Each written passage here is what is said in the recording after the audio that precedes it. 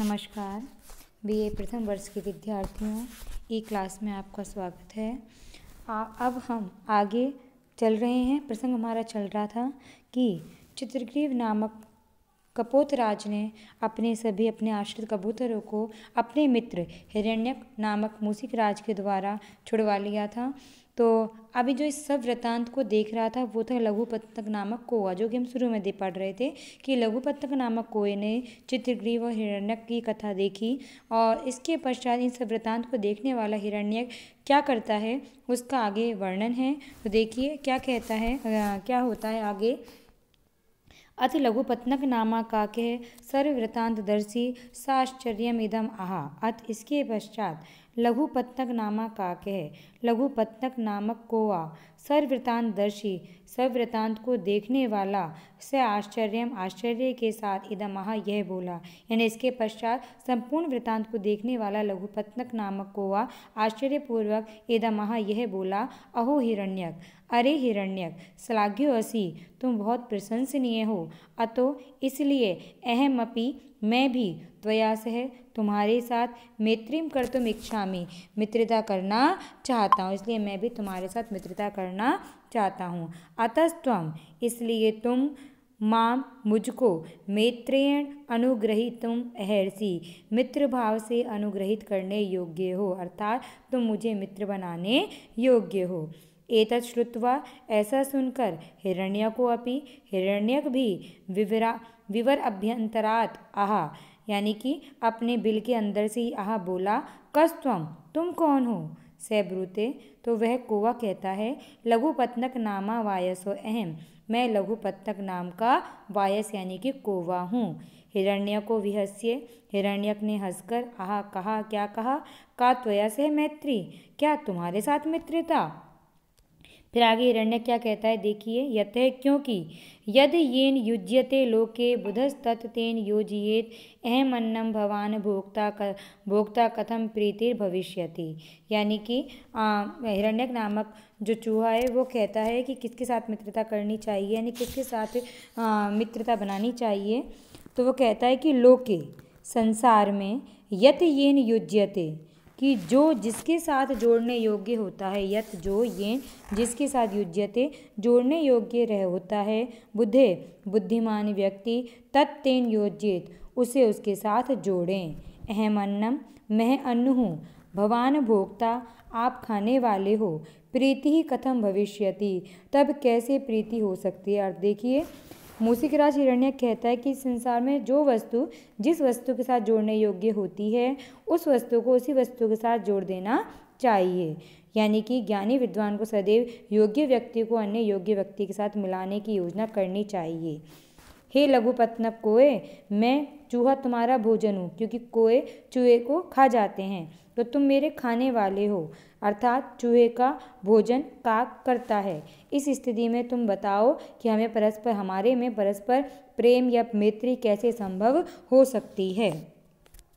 आगे अपरम च, और भी, भक्ष्य भक्षकयोः प्रीतिर्विपत्तेरेव कारणम, श्रृगालात् पाशबद्धो असयो मृगे काकेन रक्षिते। यानी कि इसमें बताया है कि भक्ष्य और भक्षक की प्रीति को विपत्ति का कारण भी कहा जाता है। देखिए कि भक्ष्य भक्षकयोः प्रीति, कि भक्ष्य और भक्षक की प्रीति, भक्ष्य यानी कि खाने योग्य, भक्षक यानी कि खाने वाला, तो भक्ष्य और भक्षक की प्रीति विपत्ति एव कारणम, विपत्ति का ही कारण होती है। क्योंकि वो उदाहरण देके बता रहा है कि श्रृगालात, श्रृगाल के कारण, पाशबद्ध है, पास में बंधा हुआ, असौ मृग है, वह मृग, काकेन रक्षित है, कौए द्वारा बचाया गया। यानी कि वो कहता है हिरण्यक कि जहाँ जहाँ भी भक्ष्य प्राणी तथा भक्षक प्राणी में मैत्री हुई वहाँ अंततो गत्वा विपत्ति ही आई है।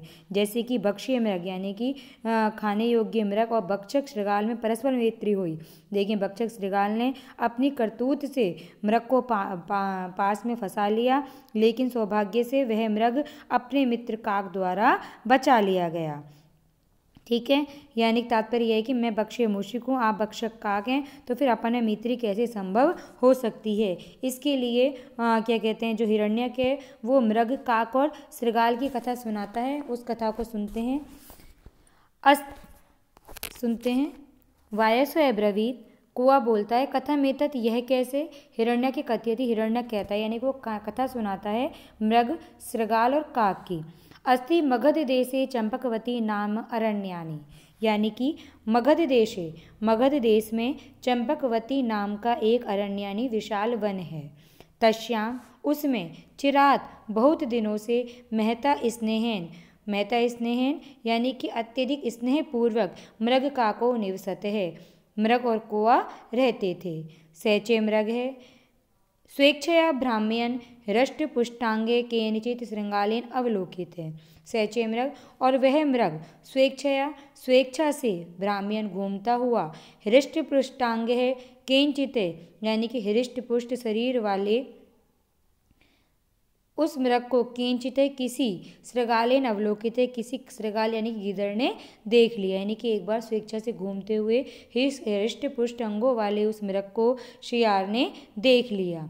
तम दृष्टवा, उसको देख करके श्रृगालो अचिंत्यत, श्रृगाल ने विचार किया। क्या विचार किया? आहा, कि अरे कथम एतत् मासम सुललितम बक्ष्यामि, कि कैसे एतत् मासम सुललितम, कि कैसे इस सुललितम सुस्वादु एतन मासम, इस मास को बक्ष्यामि खाऊं, यानी कि कैसे मैं इसको इसके अत्यधिक स्वादिष्ट मास को खाऊं।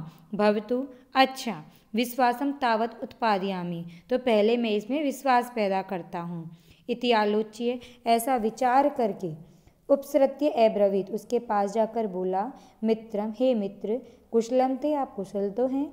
मृगेण उक्तम, मृग ने कहा, कस्त्वम, आप कौन हैं। से ब्रूते, वह श्रृगाल कहता है, क्षुद्र बुद्धि नामा जम्बुको अहम, मैं क्षुद्र बुद्धि नाम का श्रृगाल हूँ। अत्र अरण्य, यहाँ वन में, बंधुहीन होकर मृतक के समान एकाकी निवसामी, अकेला रहता हूँ।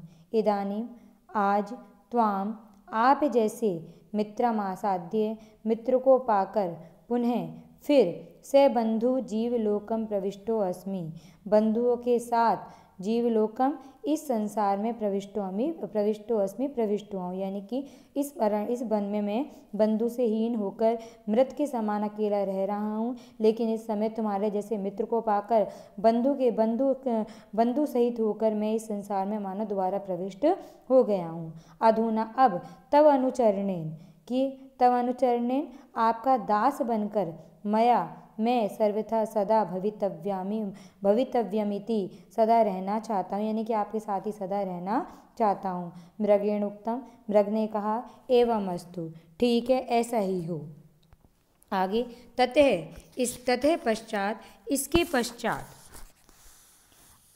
अस्तंगते सवितरी, यानी कि सूर्य के अस्त होने पर, भगवती यानी कि भगवान सूर्य के अस्त होने पर, मरीचि मालिनी तव, मरीचि मालिनी मृग के वे दोनों, तव यानी कि वे दोनों, मृगस्य, मरीचि मालिनी यानी कि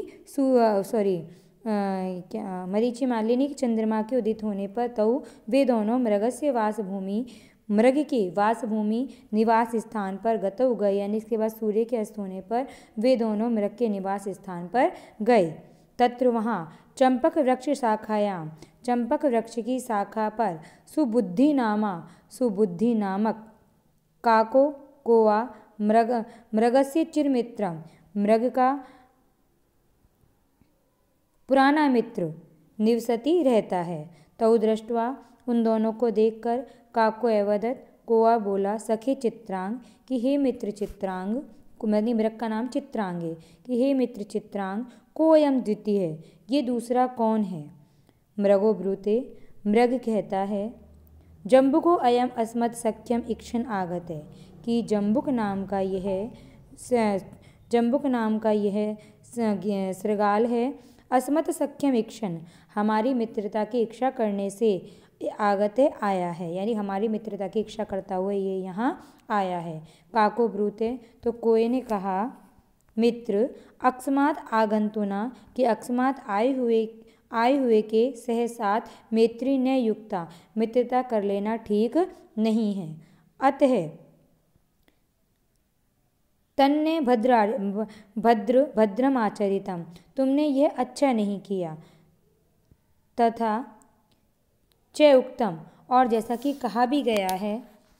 आगे क्या कहता है कौवा, अज्ञात कुलशीलस्य वासो देयो ने कस्यचित् मार्जारस्य ही दोषेण हतो ग्रधो जरद्गवः।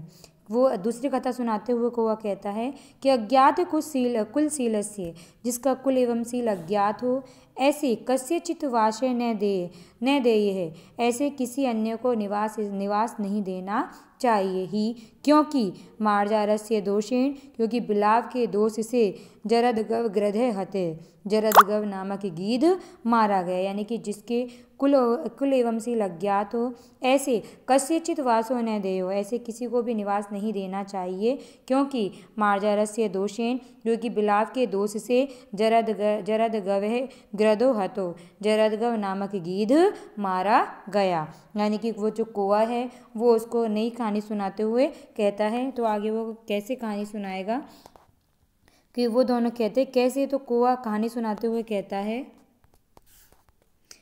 तो यहाँ ग्रध और मार्जार यानी कि गीध और बिलाव की कथा का वर्णन करते हुए कौवा कहता है, अस्ति भागीरथी तीरे ग्रध कूट नामनी पर्वते महान परकटी वृक्ष, कि भागीरथी तीरे गंगा के किनारे ग्रधकूट नामनी पर्वते, ग्रधकूट नामक पर्वत पर महान परकटी वृक्ष, एक महान पाकड़ का पेड़ है। परकटी यानी कि पाकड़ का पेड़ है। तस्य कोटरे, उसके कोटर में देव दुर्विपाकात गलित नख नयनो जरदगव नामः ग्रधे प्रविशति। तस्य कोटरे, उस कोटर में देव दुर्विपाकात, दुर्भाग्यवश, गलित नख नयनो, नाखूनों और नेत्रों से रहित, जरदगव नामक ग्रधे प्रतिवस्ती, जरदगव नाम का गीध निवास करता है। अथ कृपया, इसके पश्चात कृपा पूर्वक, तज्जीवनाय, उसके जीवन के लिए, तद वृक्षवासी ने पक्षी ने, उस पेड़ पर रहने वाले पक्षीगण, स्व आहारात किंचित किंचित उद्धृत्य तस्मै ददाति, स्व आहारात अपने आहार में से, किंचित किंचित उद्धृत्य कुछ कुछ निकाल कर, तस्मै ददति उसको दे देते हैं, तेन असौ जीवति, जिससे वह जीवित रहता है।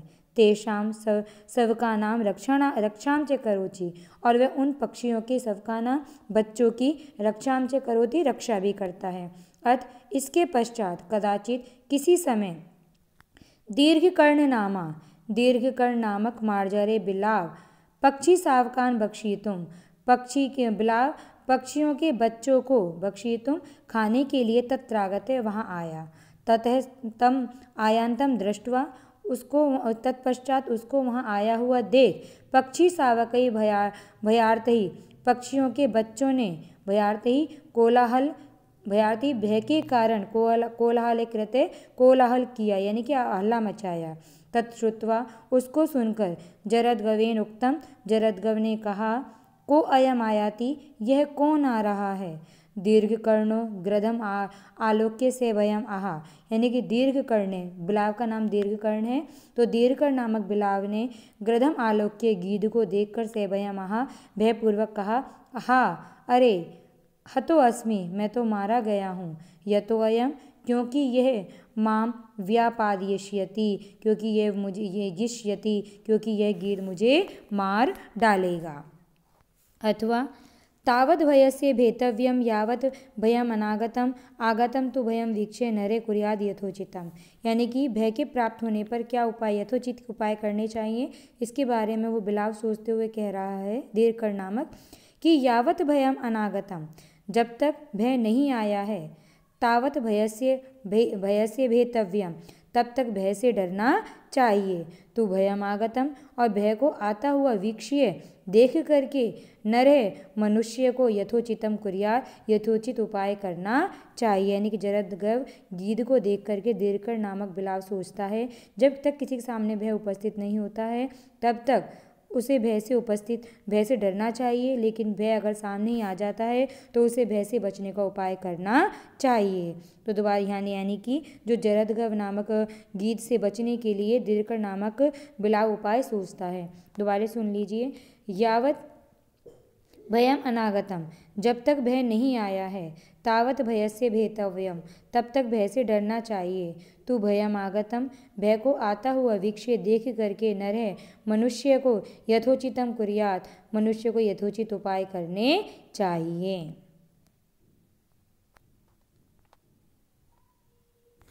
आगे अधुना अस्य सन्निधाने पलायितुम अक्षमे कि अधुना इस समय अस्य सन्निधाने इसके निकट में होने से पलायितुम अक्षमे मैं भागने में असमर्थ हूँ। तद्यथा इसलिए जैसा भवितव्यम होनहार है तथा भवतु वैसा ही होवे। तावत तो विश्वासम समुत्पाद्य विश्वास को उत्पन्न करके अस्य समीपम उपगच्छामि मैं इसके समीप जाता हूँ। इति आलोच्य ऐसा विचार करके तम उपसृत्य उसके पास जाकर अब्रवीत बोला आर्य कि हे आर्य त्वाम अभिवंदे मैं आपको प्रणाम करता हूँ। गृध्रो अभवत गीध बोला कस त्वम तुम कौन हो। स अवदत वह बोला मार्जारो अहम मैं बिलाव हूँ। गृध्रो ब्रूते गीध कहता है दूरम अप्सर दूर हटो नो चेत हंतव्यो असि मया नहीं तो मैं तुम्हें मार दूंगा। मार्जारो अवदत बिलाव ने कहा श्रूयता मद्वचनम मेरी बात सुनिए।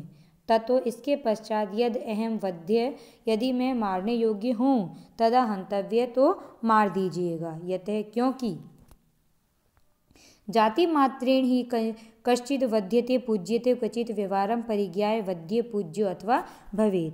तो यहाँ व्यवहार की परीक्षा करके ही मारना या जीने के बारे में कथन करते हुए बिलाव कहता है कि क्वचित कश्चित कि कहीं कोई व्यक्ति जाति मात्रेण वध्यते किम जाति मात्र से मारा जाता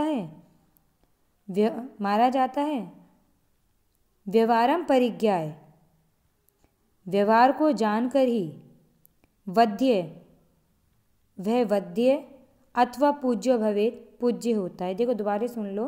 क्वचित कश्चित कहीं भी कोई व्यक्ति जाति मात्रेण वध्यते किम क्या जाति मात्र से ही मारा जाता है पूज्यते वा अथवा पूजा जाता है।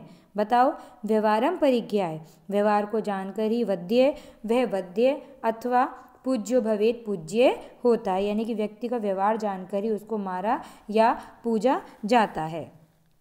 यानी कि जो बिलाव है वो उसमें विश्वास उत्पन्न कर रहा है जरदगव गीध पर। आगे गृध्रो ब्रूते तो गीध कहता है ब्रूही बताओ किमर्थम आगतो असि तुम क्यों आए हो। स्व अवदत तो उसने कहा अहम अत्र गंगा तीरे नित्य स्नायी निरामिषासी ब्रह्मचारी चांद्रायण व्रत आचरण तिष्ठामि कि अहम अत्र मैं यहाँ गंगा तीरे गंगा नदी के तट पर नित्य स्नायी प्रतिदिन स्नान करने वाला निरामिष आसी मांस नहीं खाता हुआ ब्रह्मचारी होकर चांद्रायण व्रतम आचरण चांद्रायण व्रत का अनुष्ठान करता हुआ तिष्ठामि रहता हूँ। युष्मान धर्म ज्ञान रथा प्रेम विश्वास भूमये कि युष्मान आप धर्म ज्ञान रथा धर्म ज्ञान में तत्पर प्रेम विश्वास भूमये प्रेम और विश्वास के पात्र इति पक्षिणे सर्वे सर्वदा मम आग्रे प्रस्तुतवन्ति विश्वास पात्र हो ऐसा कहकर सब पक्षी सर्वदा सदैव मम अग्रे मेरे सामने प्रस्तुतवन्ति तुम्हारी प्रशंसा करते हैं। अतो इसलिए भवद्भ्यो आपसे विद्या वयो वृद्धिभ्यो धर्मम श्रोतुम इहागते कि विद्या और वय में वृद्ध आपसे धर्मम श्रोतुम धर्म को सुनने के लिए इहागते यहाँ आया हूँ। भवन्तः च एतादृशा आप ऐसे धर्मज्ञ धर्म के जानकार हैं। यन माम अतिथिम जो कि मुझ अतिथि को हंतुम मारने के लिए उद्यता तत्पर हो गए। यानी कि आप तो ऐसे धर्मज्ञ हो कि बिना कुछ जाने ही मुझ अतिथि को मारने में तत्पर हो गए हो। गृहस्थ धर्मश्च ऐसे गृहस्थ का धर्म ये है। क्या बताता है गृहस्थ का धर्म। अरौ अपि उचितं कार्यम आतिथ्यम गृहम आगते छेत्युम पार्श्वगता छायां न उपसंहरते द्रुमः। यानी कि अतिथि सत्कार का प्रतिपादन करते हुए बिलाव कहता है गीध से कि गृहम आगते घर आए हुए अरौ अपि शत्रु का भी उचितम आतिथ्यम कार्यम उचित अतिथि सत्कार करना चाहिए। द्रुमः छेत्युम क्योंकि वृक्ष अपने काटने वाले के पार्श्वगत छायायाम छाया को न उपसंहरते नहीं हटाता है, कि घर आए हुए शत्रु का भी उचित अतिथि सत्कार करना चाहिए, क्योंकि वृक्ष अपने काटने वाले के पास में आए हुए की छाया को भी नहीं हटाता है। यानी दीर्घकर नामक जो मार्जार है वो गृहस्थ के धर्म में स्पष्ट करते हुए अतिथि सत्कार के बारे में बताते हुए कहता है, दोबारा सुन लीजिए, कि गृहम आगते घर आए हुए अरौपि शत्रु का भी उचितम आतिथ्यम कार्यम उचित अतिथि संस्कार करना चाहिए। दुर्मे छेत्तुम, क्योंकि वृक्ष अपने काटने वाले के पार्श्वगत छाया पास में आए हुए व्यक्ति की छाया को न उपसंहरते नहीं हटाता है।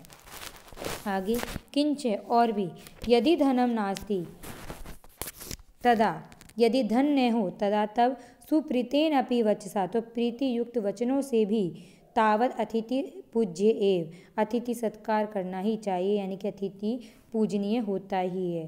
तथा च उक्तम, और जैसा कि कहा गया है, तृणानि भूमिरुदकम वाक चतुर्थी च सुनृता एतानि अपि सताम गेह न उच्छिद्यन्ते कदाचन, यानी कि अतिथि सत्कार के लिए स्वतः प्राप्त वस्तु का कथन करते हुए कहता है बिलाव कि तृणानि भूमिरुदकम वाक चतुर्थी च सुनृता, तृणानि तृण, भूमि भूमि, उदकम जल, तथा चतुर्थी सुनृता वाक, चौथी मधुर वाणी, एतानी ये सभी, एतानी अपि ये सभी, सताम गेहे सज्जनों के घर में, कदाचन ने उच्छिद्यन्ते कभी भी नष्ट नहीं होते हैं। यानी कि बिडाल कह रहा है कि बैठने के लिए तिनकों से निर्मित आसन, रहने के लिए भूमि, पीने के लिए सुस्वादु जल, परस्पर वार्तालाप करने के लिए सत्य और मधुर वाणी, ये चार बातें सज्जनों के घर से कभी भी कम नहीं होती हैं।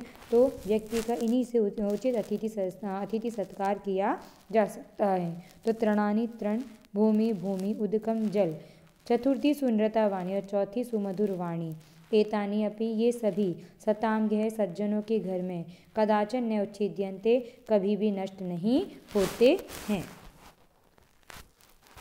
आगे वो क्या कहते हैं, अन्यच्च और भी, बालो व यदि व वृद्धो युवा व गृहम आगत है तस्य पूजा विधातव्या सर्वस्य अभ्यागतो गुरु, यानी कि अतिथि को गुरु बताते हुए कहते हैं कि बालो व यदि व वृद्ध युवा व, यानी कि बालक वृद्ध अथवा युवा कोई भी गृहम आगते, कोई भी अतिथि घर आया हुआ हो, तस्य पूजा विधातव्या, तो उसकी पूजा करनी चाहिए, क्योंकि अभ्यागते सर्वस्य गुरु, क्योंकि अभ्यागते जो अतिथि है सर्वस्य गुरु, वो सबके लिए गुरु होता है। यानी कि शास्त्रों में अतिथि को गुरु के समान परम पूज्य एवं आदरणीय माना गया है। तो बिडाल कहता है कि बालो व यदि व वृद्धो युवा वा, कि बालक वृद्ध अथवा युवा इनमें से कोई भी गृहम आगते घर आया हो, तस्य पूजा विधातव्य, तो उसकी पूजा करनी चाहिए, क्योंकि अभ्यागत अतिथि सर्वस्य गुरु, सबका गुरु होता है। अपरम च और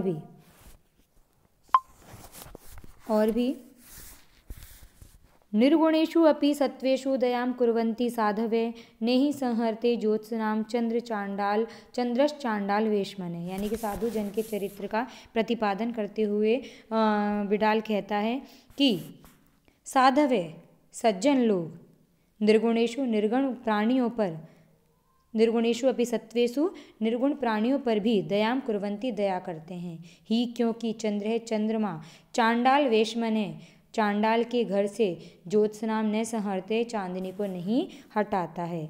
यानी कि यहाँ पर साधु के उदार चरित्र की बताते हुए वो बिडाल कहता है, यानी कि जरदगर्भ गीध के प्रति अपने प्रति गीध के प्रति अपना विश्वास प्रकट करते हुए कहता है कि निर्गुणेषु अपि सत्वेषु, कि निर्गुण प्राणियों पर भी साधवे सज्जन लोग दयाम कुर्वन्ति दया करते हैं, जैसे कि क्योंकि चंद्र है चंद्रमा, चांडाल वेशमने चांडाल के घर से ज्योत्सनाम नहीं संहरते, ज्योत्सना यानी कि अपनी चांदनी को नहीं हटाता है। बच्चों आज के लिए इतना ही, बाकी कल नेक्स्ट वीडियो में देखेंगे। बहुत बहुत धन्यवाद।